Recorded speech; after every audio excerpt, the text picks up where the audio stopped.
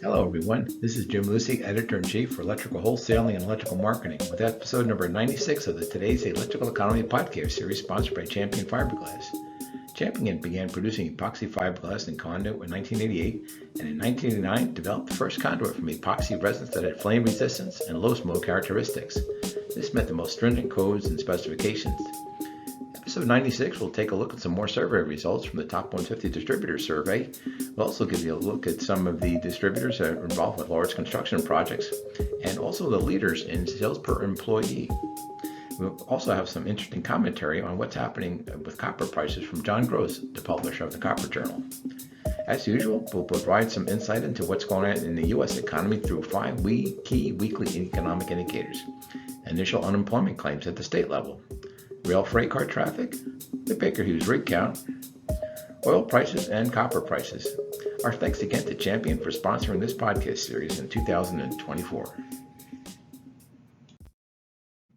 These 5 states had the biggest decreases in unemployment for the week ending May the 11th. New York was down 9,442, claims now standing at 13,854. State of Illinois down 2,515, now standing at 7,992. Indiana down 1,068 claims now standing at 3,643. California down 618 claims, total unemployment claims filed through May 11th, 42,921. Arizona down 567 claims, and their claims now at 4,112. These 5 states had the biggest decreases in unemployment claims for the week ending May the 11th. New York was down 9,442 claims to 13,854. Illinois was down 2,515 claims to 7,992. Indiana was down 1,068 claims to 3,643. California down 618 claims to 42,921. And Arizona down 567 claims to 4,112. When looking at the states with the largest increase in unemployment claims, we only had one state that was over 1,000, and that was Florida. They were up 1,158 claims to 7,051. The other 4 states that were in the top 5, Pennsylvania with 893 claims, Minnesota up 690 claims, Louisiana up 353 claims, Massachusetts up 324 claims, and Oregon up 322 claims. One interesting leading economic indicator for the overall U.S. economy is freight rail traffic. It measures the amount of raw materials and finished goods being shipped by rail. The best source for this data is the American Association of Railroads, or AAR. It publishes this data weekly.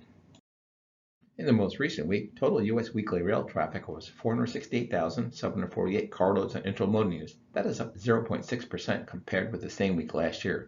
Total combined U.S. traffic for the first 19 weeks of 2024 was 8,841,779 carloads and intermodal units. That's an increase of 2% compared with this time last year. Once again, most of the individual freight categories showed increases in the most recent AAR data. Intermodal units were at 8.7%. Petroleum products increased 9.9%. Motor vehicles were up 5.3%, and chemicals were up 4%. On the downside, coal was down 18.1%. Non-metallic minerals were down 7.4%. Total carloads were down 4.9%, and metallic ores and metals were down 2.1%. If you track the oil market, you're probably familiar with the Baker Hughes rig count. This tracks oil and gas rigs that are operating. The data is available by state, by basin, and nationally at www.rigcount.bakerhughes.com. This slide gives you an idea of the largest oil and gas deposits, and it gives you a good sense of just how many of these large oil plays are in Texas and Oklahoma, and how big an area the Marcellus gas region covers in Pennsylvania, Ohio, and parts of West Virginia. It was a pretty quiet week for the Baker Hughes rig count. Operating oil rigs dropped by 3 last week and now stand at 496 rigs. That's down 15.4% from this time last year. Gas rigs fared a little bit better and were actually up 1 for the week. On a state basis, Texas lost 3 operating rigs and Oklahoma lost 1. 2 of those rigs in Texas were in the Permian Basin. New Mexico and Louisiana both gained a rig. The current price of WTI crude oil as of May the 20th is $79.70 per barrel, according to data at macrotrends.net. It dropped below $80 a barrel on May the 1st, and since then has been bouncing around from $78 per barrel to just below that mark. The average year price for over the past year for oil has been $78.86. Economists like to call copper pricing Dr. Copy because it's the leading economic indicator for future activity since it's used in so many industries. The construction industry is among the leading markets for copper because of its use in wiring cable and copper plumbing pipe. Copper prices are $5.09 per pound and over that $5 historical mark. While some price watchers think the spike over $5 is due to increased need for copper in data centers and utility grid revitalization of EV batteries, there's apparently plenty of evidence that the increase is mostly due, right now at least, to pure speculation. When the copper market gets a bit unsettled, I always look to commentary by John Gross at the Copper Journal. John has been in the metals market for decades and has written articles on the copper market for electrical wholesaling over the years. Here's part of his analysis from his most recent Copper Journal article. John said, "It's been quite an exciting and challenging few weeks with the markets on fire and rapidly shifting winds of sentiment helping the blaze to spread. Contagion, correlation, and causation are all here and working together. Here are a few facts. Spot copper on the COMEX closed at a record high $5.06 on Friday, with the year-to-date price up 30%. Nearby and far forward copper spreads on the COMEX remain in backwardization, which means that the copper prices are higher than prices currently being traded in the futures market. One high-profile analyst in the copper market proclaimed earlier in the week that when copper rose to a record high of $4.95, he said the market was finally getting the message of massive deficits coming down the road. But in fact, he said, this time is different from past rallies. There was no mention of the copper market being squeezed, and squeezed it was with the spot price of the COMEX up 50 cents this month through Friday, followed by a 56 cents advance during April. To our way of thinking at the Copper Journal, the volatility in copper and other metals is a result of massive speculation, whereby buying begets buying until it simply runs out of steam. We've been here many times before, and the story always ends in tears.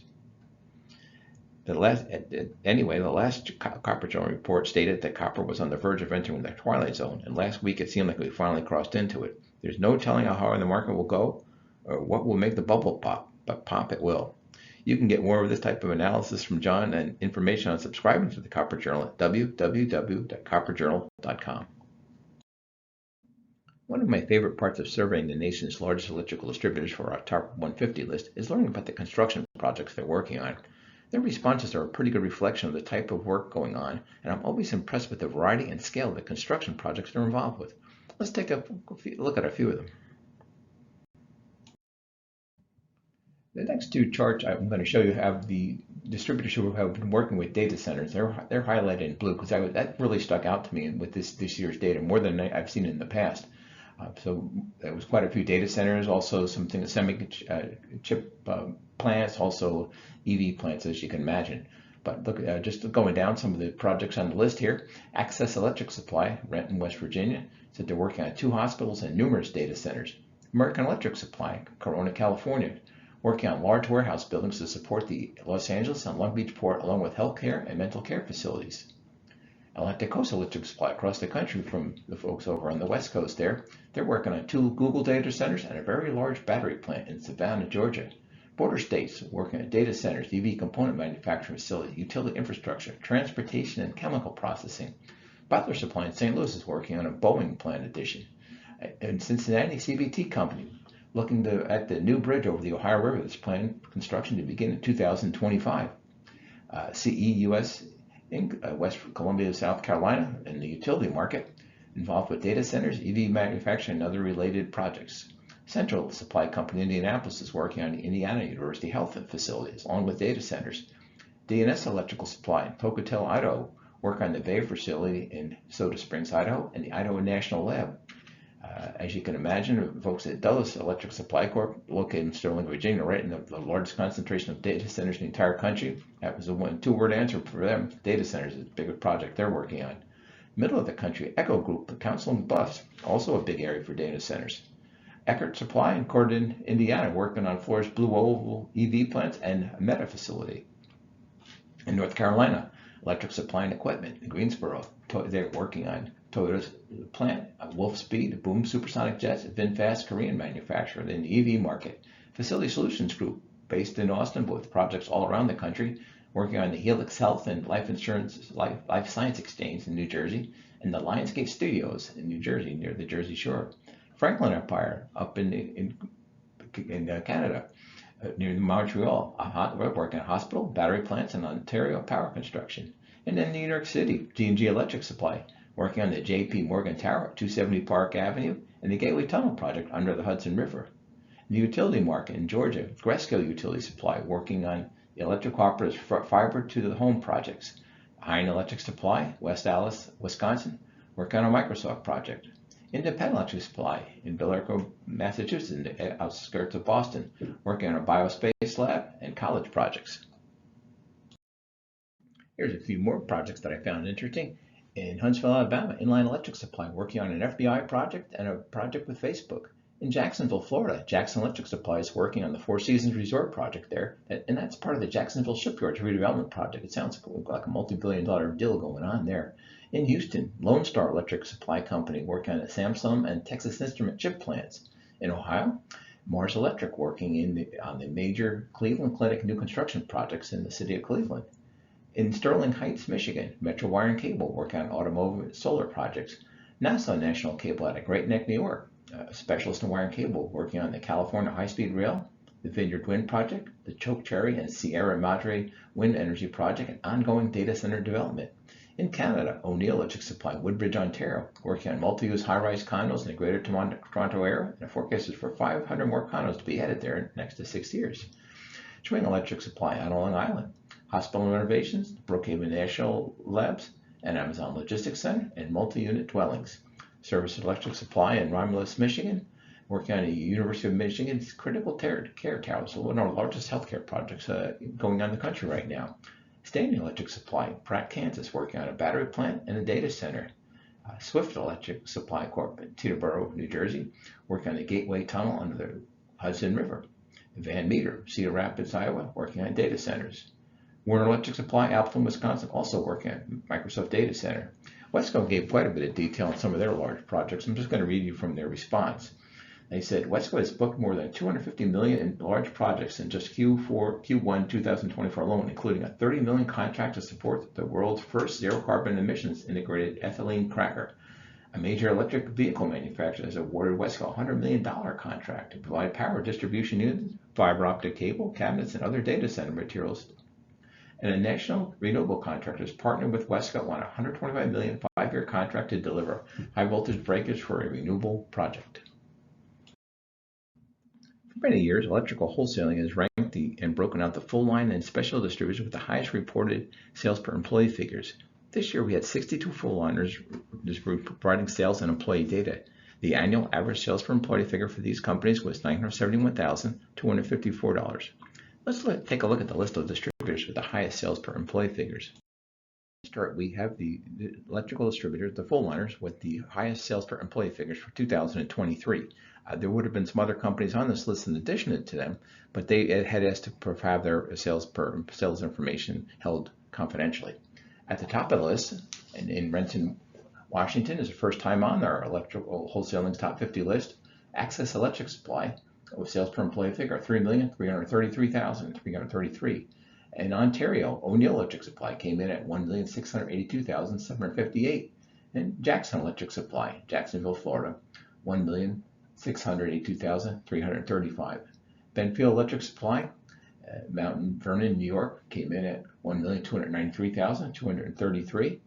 And American Electric Supply rounds out our top 5 in Corona, California, $1,287,904,073. As I mentioned, the annual sales per employee figure for full liners was $971,254. This wraps up our podcast for today. Special thanks to the folks from Champion Fiberglass for sponsoring today's Economy Podcast series for 2024.